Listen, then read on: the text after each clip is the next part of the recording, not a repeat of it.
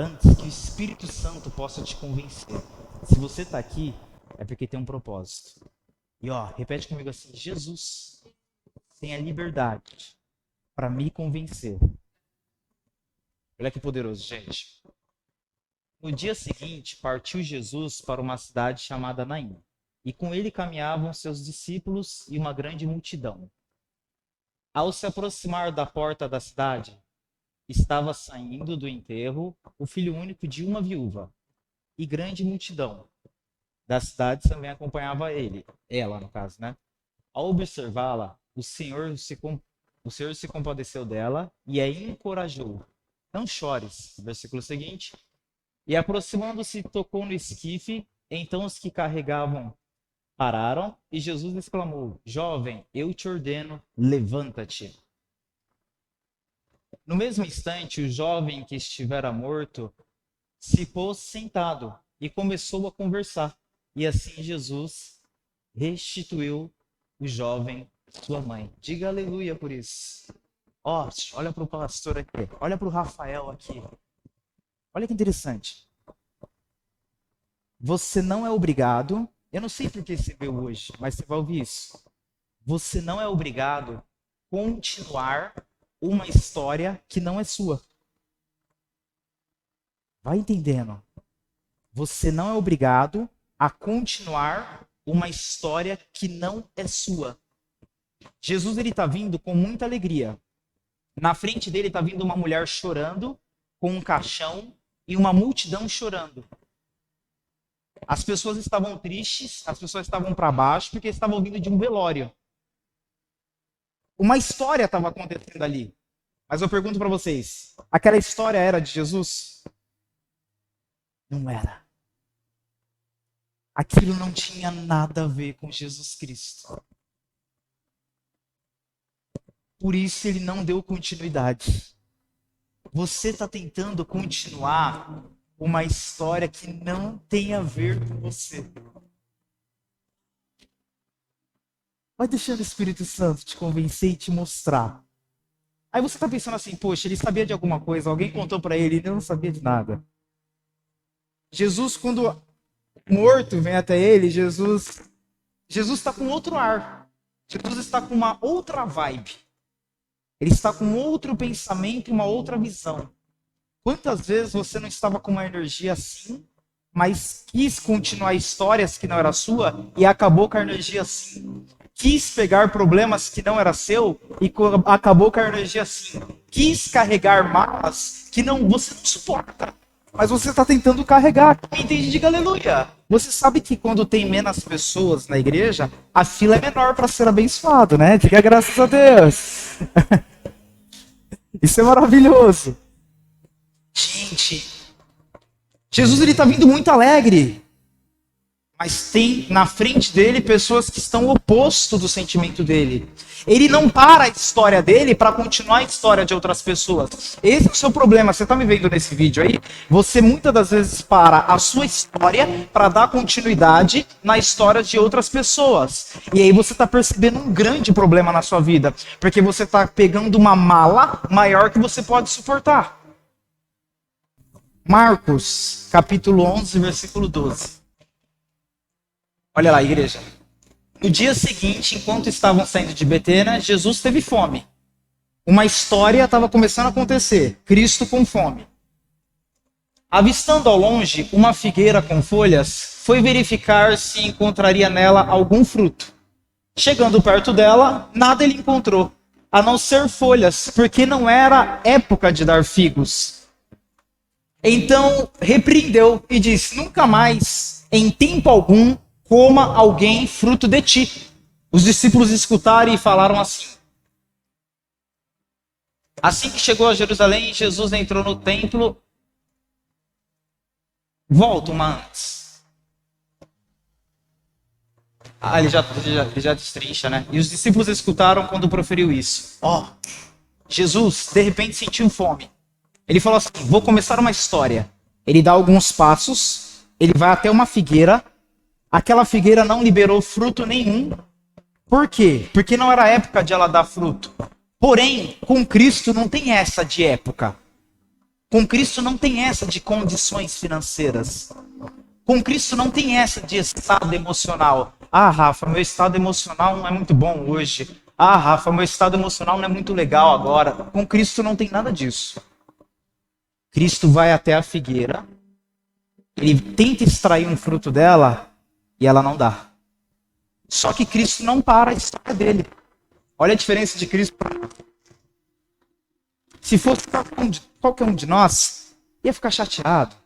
Ia tentar convencer a figueira. Ia tentar fazer mandingas.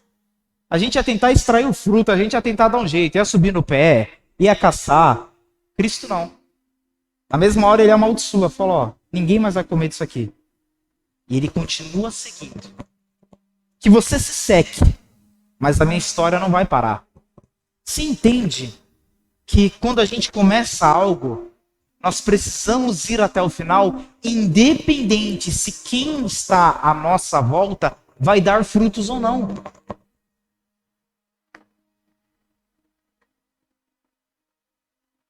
Pensa comigo, gente. Quantas pessoas vocês já não ajudaram? E aí, quando você precisou dessas pessoas, essas pessoas fizeram exatamente igual a figueira. Não é tempo de eu dar fruto. Não tenho condições. Não vou te ajudar. E aí você pegou esse sentimento e passou a viver com esse ódio. Passou a viver com essa tristeza. Quantas pessoas você não estendeu a mão? Você se jogou para a pessoa poder passar por cima. E aí no momento que você mais precisou, a pessoa te deu as costas. Só que você pegou esse sentimento e passou a frutificar ele dentro de você. Tá errado. Tira isso de dentro de você. Se você deixar o Espírito Santo te convencer nessa noite, as coisas vão ser diferentes. Diga graças a Deus. Ele amaldiçoa na hora e ele continua a jornada dele. Versículo seguinte. Eu não paro a minha história para dar continuidade na história dos outros. Eu sigo a minha história. Os outros, se quiserem fazer parte dela, ok. Senão, não. Eu não tento carregar história de outras pessoas. Porque eu não estou dando conta nem da minha. Imagina eu querer carregar a história de todo mundo. Eu tenho que entender que uma das virtudes de Jesus Cristo é começar algo, prosseguir e terminar. Olha para você. Quantas coisas você já começou e não terminou? Pensa aí. Porque nesse meio do caminho você foi embutindo outras e outras histórias. Vamos lá. Perfeito. Aconteceu que indo nós para o... diga aleluia. Só dois falaram? Diga aleluia. E aconteceu que, indo nós para o lugar de oração, nos saiu ao encontro uma jovem, só que ela era escrava. Estava tomada por um espírito que estava nela procrastinação e eventos futuros. Ela tinha uma certa visão de coisas futuras que ia acontecer, tomada por um demônio. Dessa forma, ela arrecadava muito dinheiro por meio de adivinhações. As pessoas iam até essa menina, mais ou menos 14 anos, e ela falava assim, me dá sua mão. Fazia uma leitura, falava, vai acontecer isso, isso, isso. Só que isso não vinha de Deus. Isso era um demônio. Ou às vezes ela nem pegava a mão, virava para as outras pessoas e falava assim, vai acontecer isso, isso, isso. E as pessoas pagavam para ouvir ela. Versículo seguinte. Seguindo Paulo e a nós, vinha essa moça, gritando diante de todos. Esses homens são servos de Deus Altíssimo e anunciam o caminho da salvação. E ela insistiu em agir assim por vários dias. Finalmente, Paulo irritou-se com aquela atitude e dirigiu-se e repreendeu o espírito. Paulo não se dirigiu para a menina. Lê comigo aqui, você é inteligente. Dirigindo-se ao espírito. Paulo não maltratou a menina. Paulo não desprezou a menina. Paulo não magoou a menina. Paulo entendeu que era algo espiritual. Você fica brigando com pessoas, você fica um pau danado.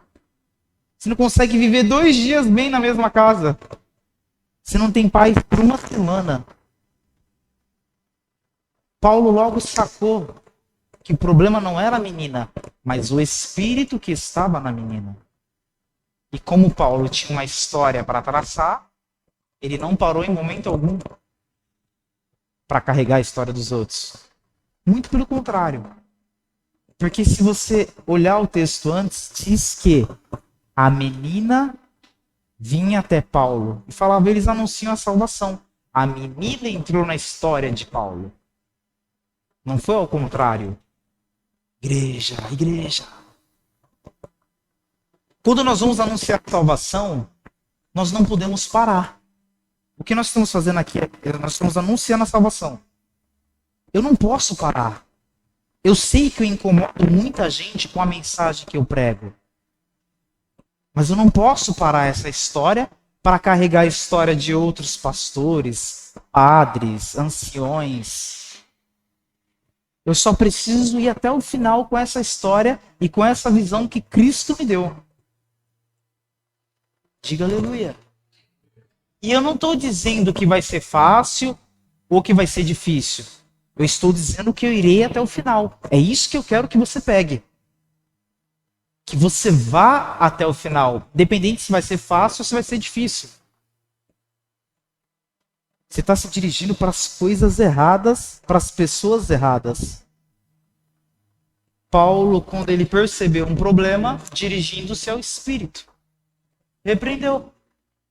Em nome de Jesus, retire-se dela. E ele, o Espírito, não a menina, o que se afasta de Paulo não é a menina, mas o Espírito. Às vezes você acha que o problema é a pessoa. O que você faz? Você bloqueia ela no WhatsApp. Para de frequentar a casa. Vocês entenderam? Jesus nunca falou pra gente se afastar de pessoas. Muito pelo contrário. Pessoas nós temos que estar perto. O que vai se afastar de nós, pelo nome de Jesus, são os espíritos. Diga aleluia. Você estando aqui está tendo uma guerra espiritual. Porque certos espíritos não queriam que você estivesse aqui. Só que, cara, o poder da palavra já está quebrando isso em nome de Jesus. Eu profetizo que haverá um confronto aqui dentro de você. Já está se afastando do espírito. Que espírito?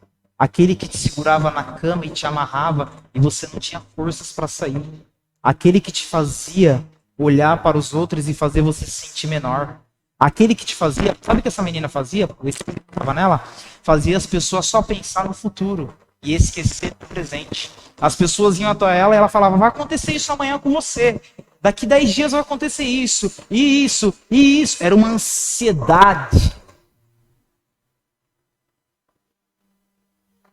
E às vezes nós vivemos assim, pensando no amanhã, daqui um mês, da dívida de dia 28, do boleto do dia 1, do não sei o quê, e deixamos de viver o presente. Quem é que está no presente?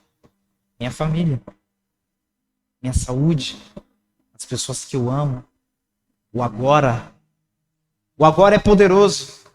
E eu tenho uma história no agora, e quero continuar nessa história. Diga aleluia. Ah, o Alexandre pegou. Essa é a mensagem.